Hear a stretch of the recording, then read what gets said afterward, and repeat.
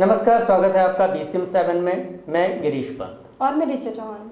आइए चर्चा करते हैं सदी के सबसे लंबे और दुर्लभ सूर्य ग्रहण पर, जो कि 22 जुलाई 2009 को सुबह 5:28 से लेकर 7:38 तक दिखा, जिसकी शुरुआत हुई गुजरात में खंबात की खाड़ी में, जहां से लेकर सूरत, भोपाल, वाराणसी, पटना, भूटान के रास्ते होते हुए दूर दक्षिण जापान को पार करता हुआ प्रशांत महासागर में समाप्त हुआ।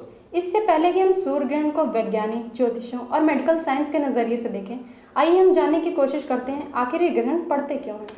चंद्रमा पृथ्वी के साथ साथ सूर्य के चक्कर लगाता है, ये बात तो हम सभी जानते हैं।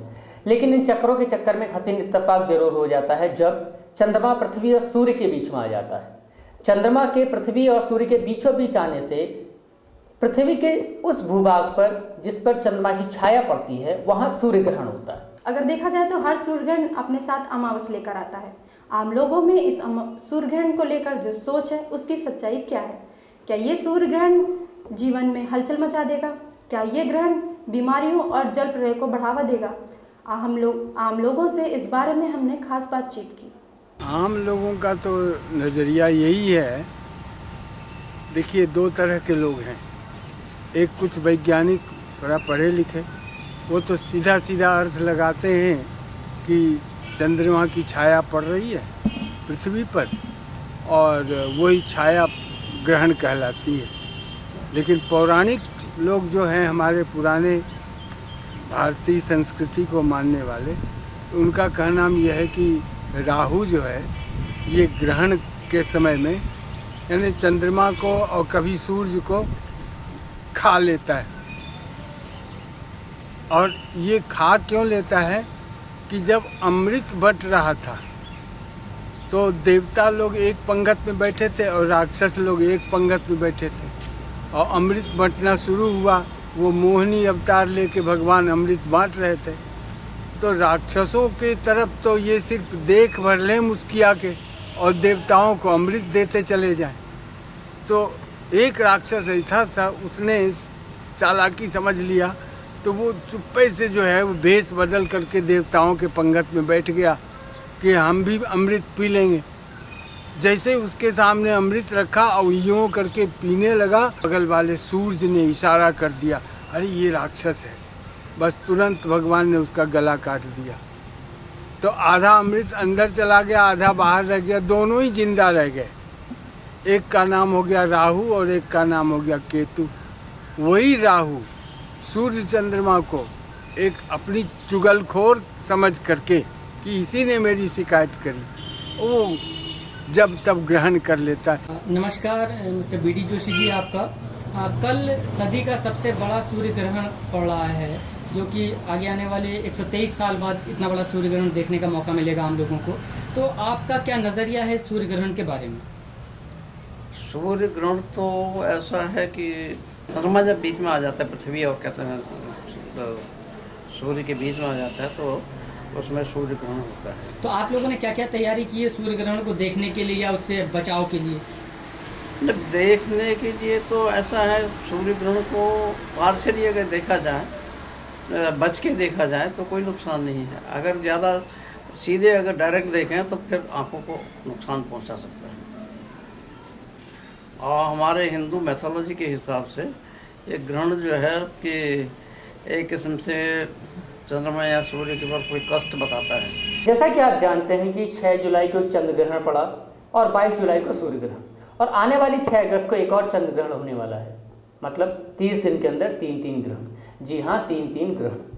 तो क्या फिर एक बार कोई द्वारका डूबेगी, या फिर कोई नया महाभारत रचा जाएगा, या फिर एक नए विश्व युद्ध की बिसात बिछाई जाएगी, या ये सिर्फ एक सामान्य घटना है और इतिहास में ऐसा होना एक संयोग मात्र है, इत्तेफाक है, एक कोइंसिडेंस है?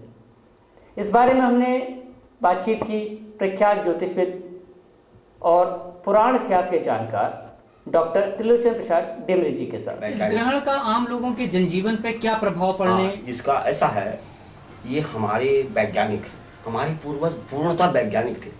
इतना विज्ञान आज नहीं जितना उस समय विज्ञान था।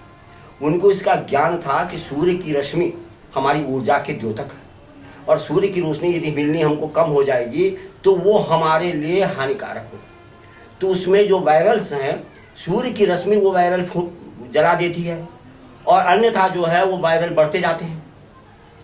आपने देखा कमरा खाली रहता है, सूर्य की रोशनी थोड़ी आती है तो वो उसमें जो है भर जाते हैं, सारे कीटाणु दिखाई देने लगते हैं, और अन्यथा जो है कमरा खाली खोलो अभी कहीं कुछ नहीं दिखाई दे रहा है। अब इसको क्या है कि हमारी 12 राशियों से हम विभक्त हैं, संपूर्ण विश्व 12 राशियों में विभक्त है, और हर राशि का अपना प्रभाव होता है, जिसका कि जितनी जो राशि जिस समय सूर्य के जितना नज़दीक है या चंद्रमा के जितने नज़दीक है वो जो है उससे प्रभावित होगी।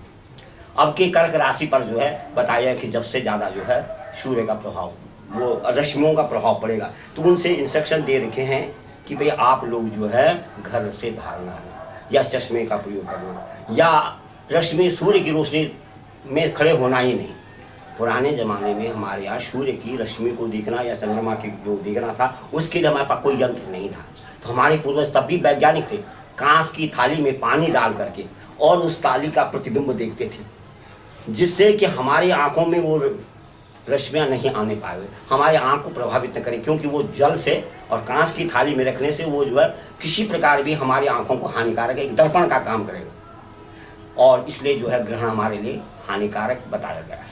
कि महाभारत के काल में ऐसा ही पीरियड अब जो इस समय आ रहा है वैसा आया था, और विश्व की महान युद्ध हुआ था, जो कि अन्य युद्धों का जो मैंने वर्णन किया इतिहासों में भी उससे भी भयंकर युद्ध था महाभारत का युद्ध, जिसमें एशिया की पूरे देशों की क्या कहते हैं सेनाएं भारत में आई थी, अफ्रीका से आई थी, यूरोप से आई थी, मध्य एशिया से आई थी, मंगोलिया से आई थी, इवन चाइना और भूट हमारा तिब्बत से सेना आई थी, जिसका कि महाभारत में काल्पनिक रूप में डाल रखा, परंतु उसको चित्रार्थ नहीं कर रखा है। तो इस प्रकार से हमारे वृत्तियों में भी प्रभाव पड़ सकता है, हमारा टेम्परेचर जो हमारा जो डिप्रेशन है ये भी बढ़ सकता है, तो आंतरिक कलह अद्वेष की भावना बढ़ेगी, तो आंतरिक युद्ध भी हो सकते हैं।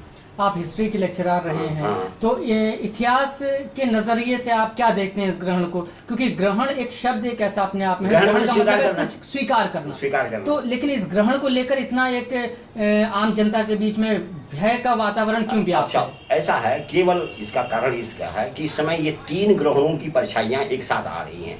यूं तो सन 62 में नहीं, सन 72 या 73 के अंदर भी एक ग्रहण आया था, और वो ग्रहण इतना ज़्यादा आया था कि दिल्ली की जो है जनपद मार्ग पर कबूतर घूम रहे थे। आदमी ने उस समय ऐसा इंस्ट्रक्शन रेडियो ने दिया कि कोई आदमी घर से बाहर नहीं निकला, और कुछ भी नहीं हुआ था, कुछ भी नहीं हुआ था। अरे ये तो कलह और इस प्रकार पारस्परिक युद्ध इत्यादि चलते रहते। सन 72 की 71 में हो चुकी थी घटना, वो भी 72 में नहीं हुई थी, ऐसा कुछ नहीं है। परंतु कभी कभी जो है ये जो तुम्हारा जो ये जो चैनल मार्क है और ये अखबार है, मीडिया जो है, ये इसके पास सुविधाएं ज़्यादा हैं, तो इसको बातों करने में ज़्यादा आगे जो है सब साधन सुलभ है, हर व्यक्ति सुलभ है, चले जाते हैं, पूछ लेते हैं, हर आदमी अलग अलग ढंग से बोलते हैं। तो इसको मतलब ये ब्रह्मांड में होने वाली एक सहज गतिविधि के रूप में इसको देखा कुछ भी नहीं होगा, जो हो रहा तो हो ही रहा है भाई। इससे पहले ग्रहण नहीं हुआ, तालिबान के कांड हो ही रहे हैं, पाकिस्तान में घटनाएं हो ही रही हैं, अभी कुछ दिन पहले एक बहुत बड़ा जहाज क्रैश हुआ। इस प्रकार से घटनाएं तो हमेशा होंगी। हम भारतवासी आस्था और धर्म में तर्क नहीं करते। जहां बिल्ली का रास्ता काट देना, किसी काम की शुरुआत करने पर किसी का छींक देना आज भी अपशगुन माना जाता है। उस देश में ग्रहण जैसी घटना तो तूफान ही ला देगी। ऐसी भ्रांति बनी हुई है कि सूर्य ग्रहण के दौरान कोई महिला अगर किसी बच्चे को प्रसव करती है, जन्म देती है, तो उसका बच्चा वो दुरुस्त नहीं होगा, उसमें कोई न कोई नुक्स होगा, कोई न कोई कमी होगी। इस बारे में मेडिकल साइंस का नजरिया जानने के लिए हमने खास बातचीत की डॉक्टर ए जाफरी के साथ। मेरे नज़रिए से सूर्य ग्रहण एक बहुत महत्वपूर्ण इवेंट है। इस अवसर पर ख़ास तौर से प्रेग्नेंट लेडीज़ जो हैं उनको बिल्कुल ही नहीं निकलना चाहिए, क्योंकि ऐसी डेज होती हैं जो बड़ी हार्मफुल होती हैं, और ये सूर्य कट में है। और इस समय आँखों पर काला चश्मा लगाएं, सूर्य की ओर न देखें, सूर्य की ओर बिल्कुल न देखें, क्योंकि ये सबसे बड़ा ग्रहण पड़ रहा है। इसमें जो रेस निकलेंगी वो रेस के हिसाब से बहुत ही हानिकारक हो सकती हैं, और जो बच्चे हैं, जो वृद्ध हैं, उनको तो बिल्कुल अवॉइड करना चाहिए, अपने को बचाना चाहिए। हर सिक्के के 2 पहलू होते हैं, सब कुछ बुरा ही नहीं होता, जैसा कि सूर्य ग्रहण को जोड़कर देखा जा रहा है। सन 1868 में पैरी जॉनसन ने हिंदुस्तान में पड़ने वाले सूर्य ग्रहण के दौरान पृथ्वी पर न खोजे जाने वाले हीलियम की खोज की थी और सन 1919 में न्यूटन ने सूर्य ग्रहण के दौरान ही बेंडिंग लाइट थ्योरी की खोज की थी।